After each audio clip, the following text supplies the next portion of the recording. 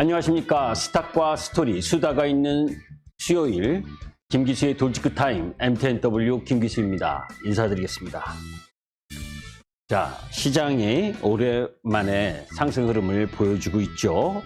자, 이제 벼락거지 안 되려고 투자를 했는데 사실 시장이 우리 시장 7월 4일 날 2276포인트를 찍고 아주 찔끔찔끔씩 그렇게 반등을 하면서 10% 올라오고 있습니다. 반등을 한 10% 정도 하고 있죠.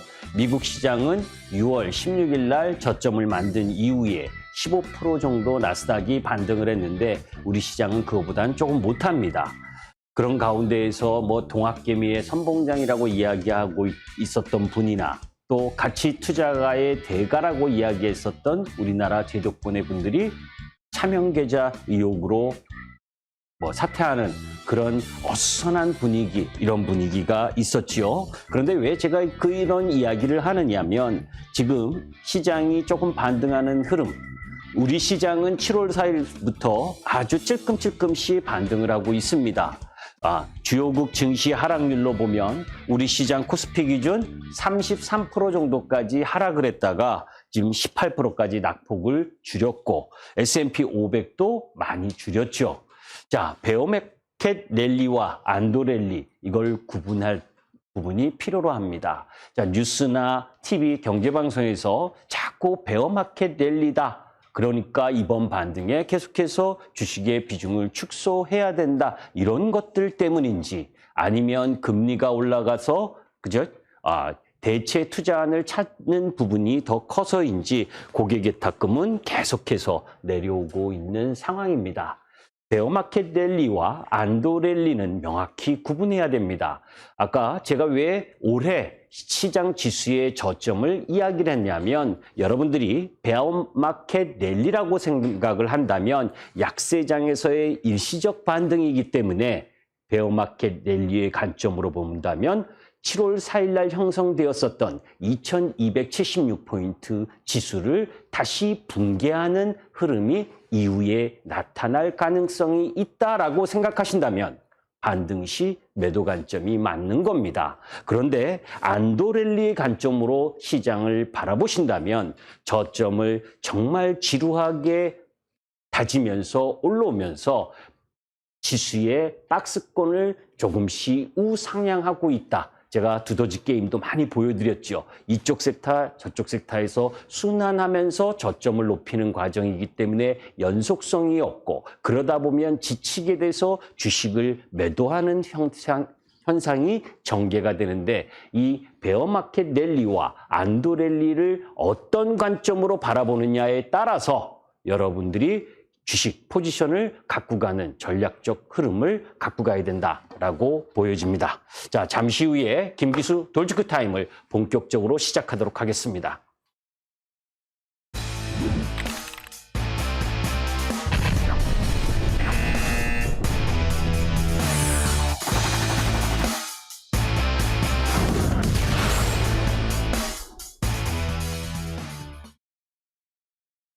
자, 지난주 수요일 미국 시장이 FOMC가 끝났습니다. 0.75bp 인상을 했고 그런 가운데에서 자이언트 스텝 6월에 이어서 두 번 했죠. 이미 알고 있었던 상황이죠. 지난주에 여러분께 나와서 말씀드릴 때도 파월 연준의장이 할 수 있는 건 없다. 결국 지표가 말을 해줄 겁니다. 다음 주에 8월 10일 부분에 있어서 소비자 물가 지수가 또 발표가 되죠. 그때 내려올 것이라는 거 여러분들이 알고 계시잖아요. 이 시간을 통해서 원자재 가격이 계속 하락을 하고 있고 그리고 WTI 기준 유가도 94불까지 내려와 있는 상황. 대부분의 이 원자재라든지 그리고 농식품 가격 이 부분도 내려오고 있는 상황이니까 그것이 만족할 수준인지 아닌지는 뚜껑을 열어봐야 되겠지만 일정 정도 내려올 거라는 건 알고 있고 그런 가운데에서 우리가 봐야 될 부분이 7월 25일, 27일 잭슨홀 미팅 그리고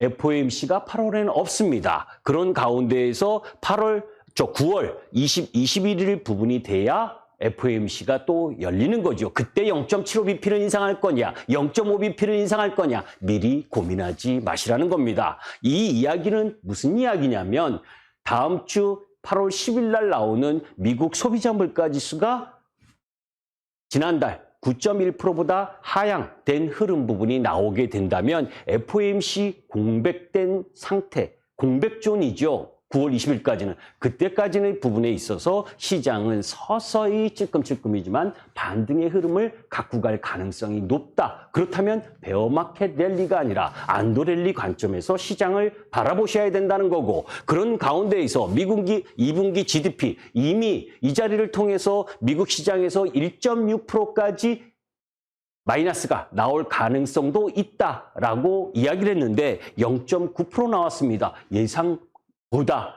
오히려 잘 나온 거죠. 그러니까 미국 시장이 지난주 목금, 수목금 부분에 강한 흐름을 보여줬던 거죠. 자, 그런데 여기서 하나 이 부분이 힌트입니다. 전 세계 이 제조업 지표가 안 좋은 흐름을 보여주고 있죠. 그래도 미국은 아직 견조한 소비 때문에 확장 국면이라고 하는 52.8을 기록을 했지만 중국이 49로 그죠? 50을 하회하고 또 유럽 역시 50을 하회했다. 그렇다면 여러분들 뭡니까?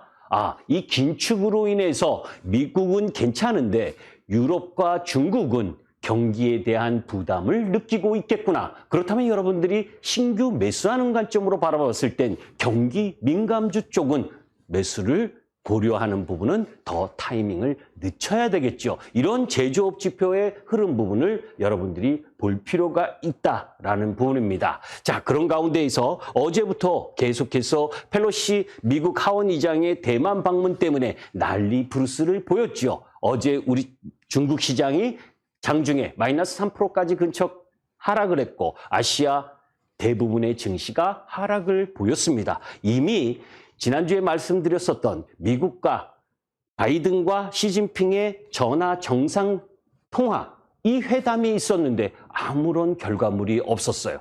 그죠? 아무런 결과물이 없었다는 건 결국 펠로시 하원 의장 부분이 대만을 방문하는 흐름이 됐고 그죠? 뭔가 협상의 흐름 부분이 없었으니까 그런 가운데에서 긴장 이런 내용 이미 뉴스로 다 들어서 알고 계실 겁니다. 그런데 중국이 할 수 있는 부분이 얼마나 있느냐 이런 대만을 둘러싼 화력시 인민해방군이 내일부터 7일까지 실사격 훈련을 하겠다. 그런데 대만 본토를 칠 수 있을까요? 아직까지는 미국의 군사력에 비해서 중국이 대항할 만한 부분은 아직 아니라리잖아요. 그래서 2025년 이후나 2027년 이후나 돼야 미국과 군사력 부분이 대등해질 수 있다라는 부분. 그래서 국지적 부분에 있어서의 포격 훈련 요 정도 범위지 않겠습니까? 다만 대만은 오늘 우리나라 크라운 제과부터 시작을 해서 과자 회사들이 가격이 상승하듯이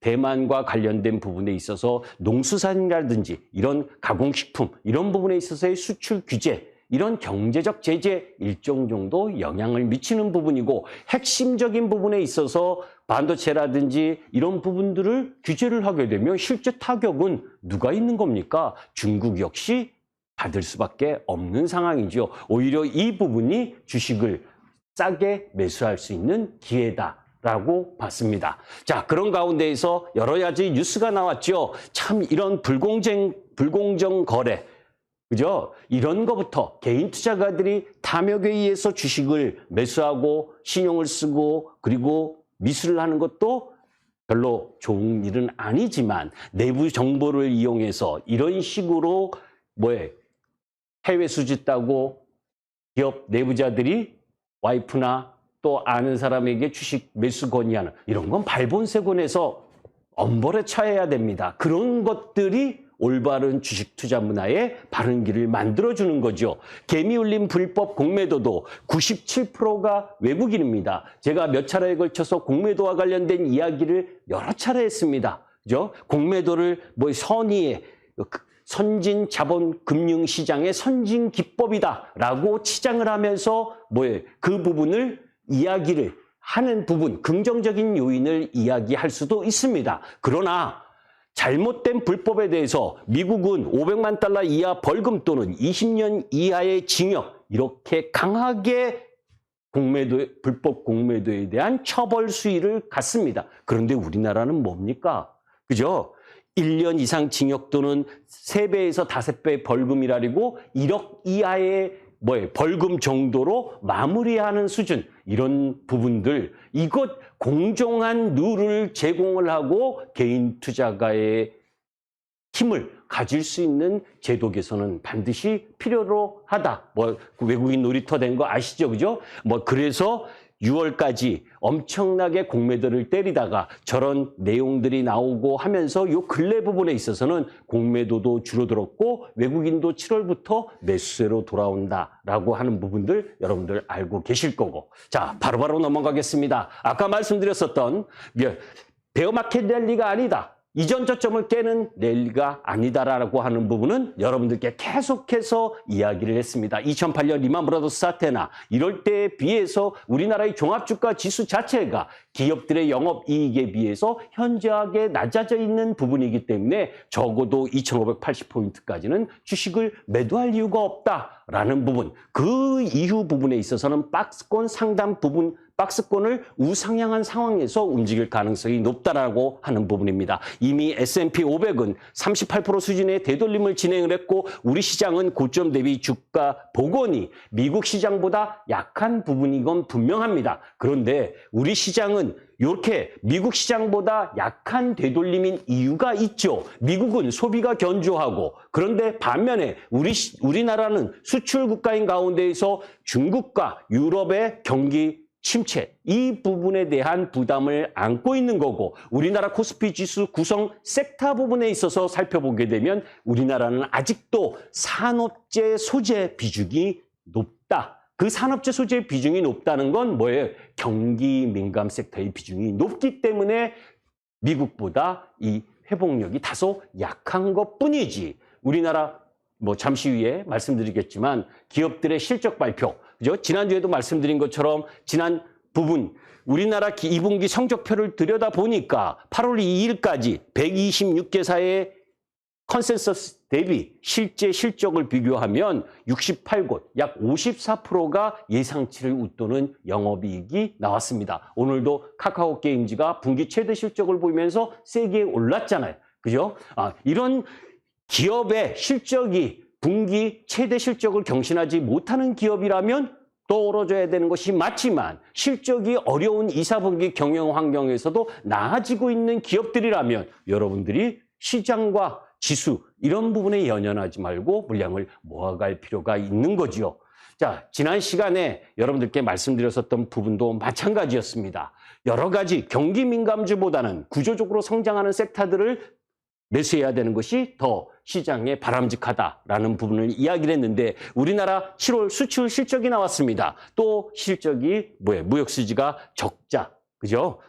적자를 보이면서 지금 4개월 연속 적자를 보이고 있습니다. 이 내용만 보면 안 좋다라고 이야기할 수 있지만 우리나라 수출 부분에 있어서 견조한 흐름 그리고 에너지 가격 상승 때문에 무역 수지가 내려오고 있다라고 하는 부분, 이런 부분이 에너지 가격이 조금만 안정된다면 큰 염려는 하지 않아도 된답니다. 다만 이 부분을 한번 보도록 하죠. 대중 무역 수지 적자가 3개월째 연속 적자입니다. 그죠? 5월, 6월 그리고 7월도 5억 불 정도, 5억 7천만 달러 정도 적자를 지속하고 있습니다. 자, 우리도 이제 중국한테 당당하게 맞설 때가 된 거죠. 왜? 그동안 우리가 대중국과 관련돼서는 항상 무역 수지를 보여왔었기 때문에 중국이 뭐라면 꼼짝 못했습니다. 그런데 우리나라는 이제 대중 무역 적자예요. 그죠? 그러면 당당하게 맞설 수도 있어야 된다. 자, 그런 가운데 월별 반도체 증가, 수출 증가율은 계속 내려오고 있죠. 그래서 여러분들께 제가 반도체 관련주는 경기 민감 흐름을 함께 갖고 있기 때문에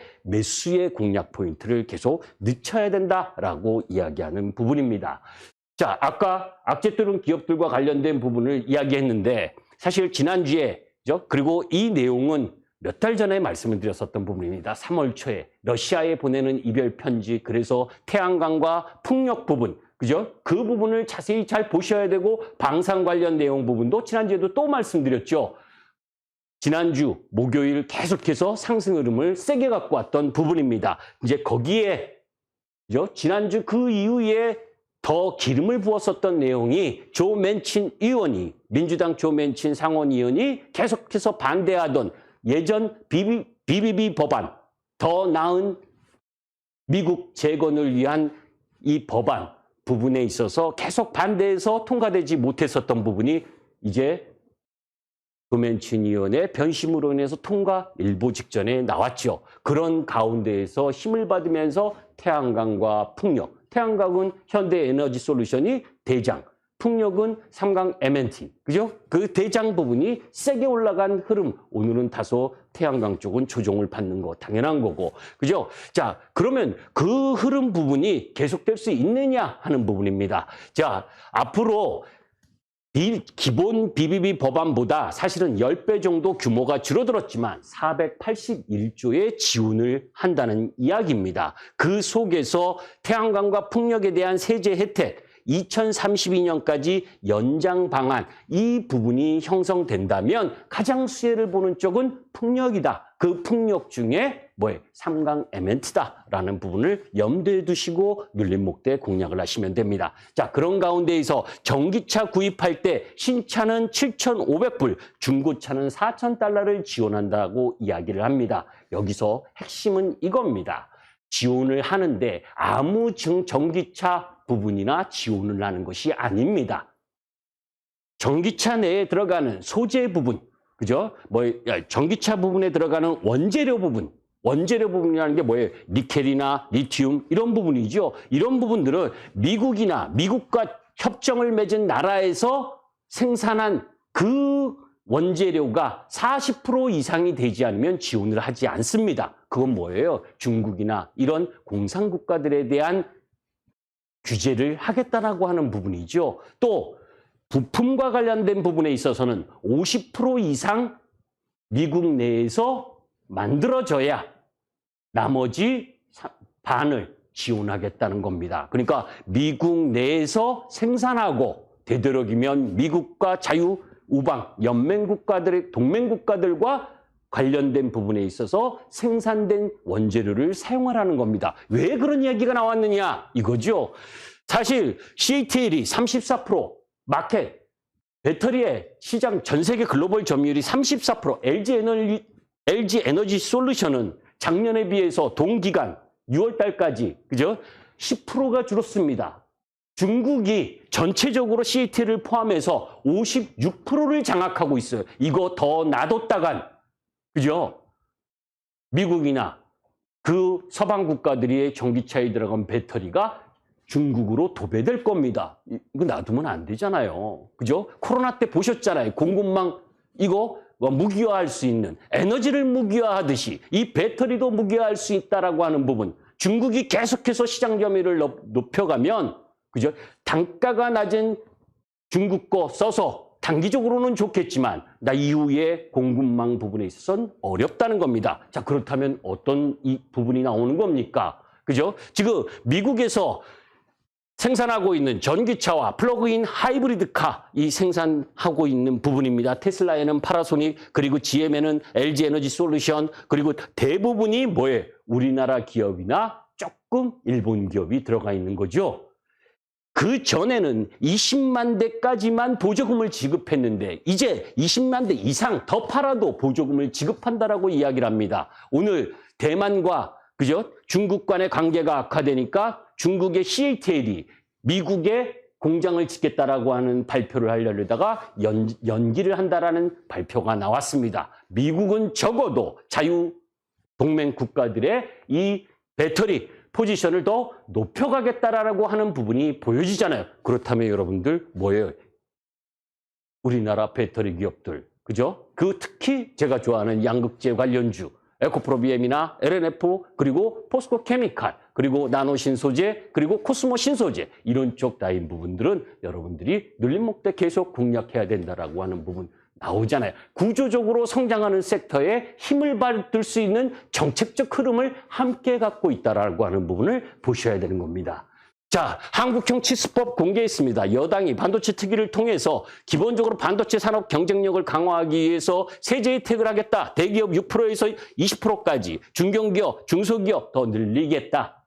이거는 법안 아직 통과돼야 될지 안 될지 모르겠지만 여하튼 이렇게 해야 됩니다. 중요한 건 그럼에도 불구하고 반도체 관련주들을 저는 아직 매수하고 싶은 마음은 없습니다. 왜냐하면 미국이 반도체 지원 법안 통과시키고 그런 가운데에서 한국의 치포 동맹 참여를 계속 압박하고 있는 그런 상황인데 실질적으로 중국에서 낸드 플래시 생산 기업의 미국산 반도체 장비 수출을 제한하는 방안, 이거 YMTC 때문에 그런 거거든요. 이런 부분에 규제안이 시행되면 오히려 삼성과 SK에게는 크게 도움될 게 없습니다. 자, 자동차 7월 판매 증가했다. 그죠? 오랜만에 내수 판매가 증가하고 있습니다. 특히 기아 같은 경우에는 내수나 해외 판매가 같이 견인하고 있는 부분이죠. 자, 이런 부분들의 실적 컨센서스를 보게 되면 섹터 순환으로 내일 부분에 있어서는 기아차 공략도 해볼 만한 타이밍에 들어와 있다라고 보시면 됩니다. 자, 그런 가운데 어제는 이 삼성전자가 2030 글로벌 생산기지 무인화한다는 소식의 로봇 관련주들이 올라갔죠. 이전에 여러분들께 로봇 시장 규모가 계속해서 성장할 수밖에 없다. 1990년대에 인플레를 잡을 때는 공장 자동화였습니다. 2000년대 초반에 인플레를 잡는 부분에 있어서는 뭐예요? IT 기술의 혁명을 통해서 소프트웨어의 개발, 그것을 개인을 대체하는 부분이 많아졌죠. 이제 2030년으로 넘어가면서부터는 뭡니까? 무인화, 로봇, 이 부분은 성장할 부분이 분명한 부분. 그게 인플레이션을 잡는 방법인 거죠. 그런 가운데에서 유일로보틱스나 레인보우틱스, SPG 이런 종목들은 눈여겨보실 만하다라는 말씀을 드립니다. 그리고 마지막으로 임플란트 시장, 지난주에도 말씀드렸죠. 그죠? 3일 계속해서 상승을 했기 때문에 좀 쉬어가야 된다. 쉬어가는 흐름 속에서 오스테임플란트나 덴티움 그리고 레이 이런 종목들을 지켜보자라고 했는데 그런 부분들에 대한 눌림목도 여러분들이 관심 가지셨으면 좋겠습니다.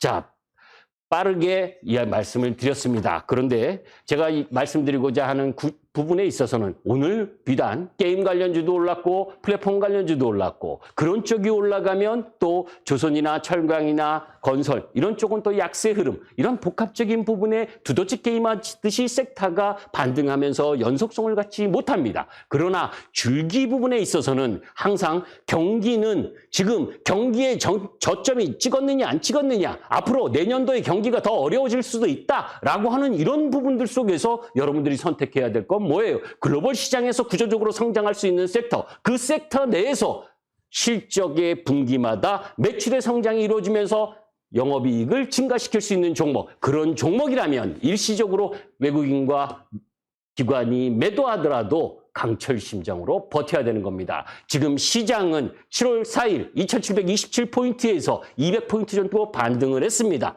베어마켓 랠리가 아니다. 안도 랠리의 지속 가능성을 보면서 시장에 대응하시는 것이 더 나은 방법이다라고 보시면 됩니다. 자,